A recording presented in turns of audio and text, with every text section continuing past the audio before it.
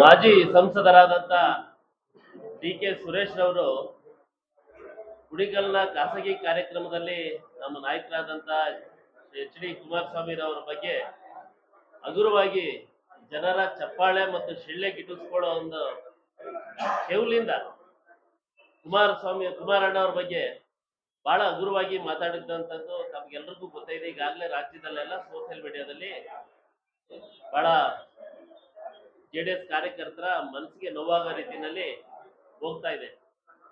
ಆ ದೃಷ್ಟಿಯಿಂದ ಇವತ್ತು ನಾವು ರಾಮನಗರದಲ್ಲಿ ಪತ್ರಿಕಾಗೋಷ್ಠಿನ ಕರೆದಿದ್ದೀವಿ.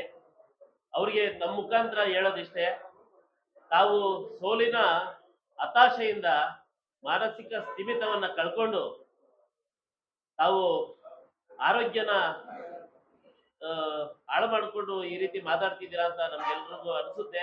ನಾವು ಆದ್ರೂ ಭಾವಿಸ್ತೀವಿ. ದಯಮಾಡಿ ತಮ್ಮ ಕುಟುಂಬದವರಾಗ್ಲಿ ಅಥವಾ ತಮ್ಮ ಕಾರ್ಯಕರ್ತರಾಗ್ಲಿ ಕರ್ಕೊಂಡೋಗಿ ತಮ್ಮನ್ನ ಯಾವ್ದಾದ್ರು ಒಳ್ಳೆ ಹಾಸ್ಪಿಟ್ಲಲ್ಲಿ ತಮಗೆ ಚಿಕಿತ್ಸೆ ಕೊಡಿಸೋದ್ರ ಮುಖಾಂತರ ತಮ್ಮ ಆರೋಗ್ಯನ ಗುಣಪಡಿಸಬೇಕು ಅಂತ ಅಂದ್ಬಿಟ್ಟು ನಾವು ತಮ್ಮ ಕಾರ್ಯಕರ್ತರ ಹತ್ರ ಕೇಳ್ಕೊಳಕ್ ಇಚ್ಛೆ ಪಡ್ತೀವಿ. ಒಂದು ವೇಳೆ ನಿಮ್ ಕಾರ್ಯಕರ್ತರು ಅಥವಾ ನಿಮ್ ಕುಟುಂಬದವ್ರು ಏನಾದ್ರು ತೋರಿಸ್ತಿಲ್ಲ ಅಂತಂದ್ರೆ ನಮ್ಮ ಕಾರ್ಯಕರ್ತರು ನಿಮ್ಮ ಮನೆ ಹತ್ರನೇ ಒಳ್ಳೊಳ್ಳೆ ಡಾಕ್ಟರ್ಗಳನ್ನ ಸ್ಪೆಷಲಿಸ್ಟ್ಗಳನ್ನ ಕರ್ಕೊಂಡ್ಬಂದು ನಿಮ್ಗೆ ಟ್ರೀಟ್ಮೆಂಟ್ ಕೊಡ್ಸೋಂತ ಕೆಲಸನ ನಾವು ಮಾಡ್ತೀವಿ. ಇನ್ನೊಂದ್ಸರಿ ಏನಾದ್ರು ಕುಮಾರಣ್ಣನ ಬಗ್ಗೆ ತಾವೇನಾದ್ರು ಇದೇ ರೀತಿ ಮಾತಾಡಿದ್ದೆ ಆದ್ರೆ ನಾವೇ ನಿಮ್ ಮನೆ ಹತ್ರ ಡಾಕ್ಟರ್ಗಳನ್ನ ಕರ್ಕೊಂಡ್ ಬರೋಂತ ಕೆಲಸನ ಇನ್ನು ಕರ್ನಾಟಕದಲ್ಲಿ ಬದುಕಿದೀವಿ. ಜೆಡಿಎಸ್ ಕಾರ್ಯಕರ್ತರು ತಾವೆಲ್ಲ ಹಗುರವಾಗಿ ಮಾತಾಡಿದ್ರೆ ಕೇಳ್ಕೊಂಡು ಮನೆಗೆ ಸೇರ್ಕೊಳ್ಳೋಂತಾರಲ್ಲ ನಾವು. ತಾವ್ ಏನಕ್ಕೆ ಮಾತಾಡ್ತಿದ್ದೀರಾ ಅಂತ ನಮಗ್ ಗೊತ್ತಿದೆ.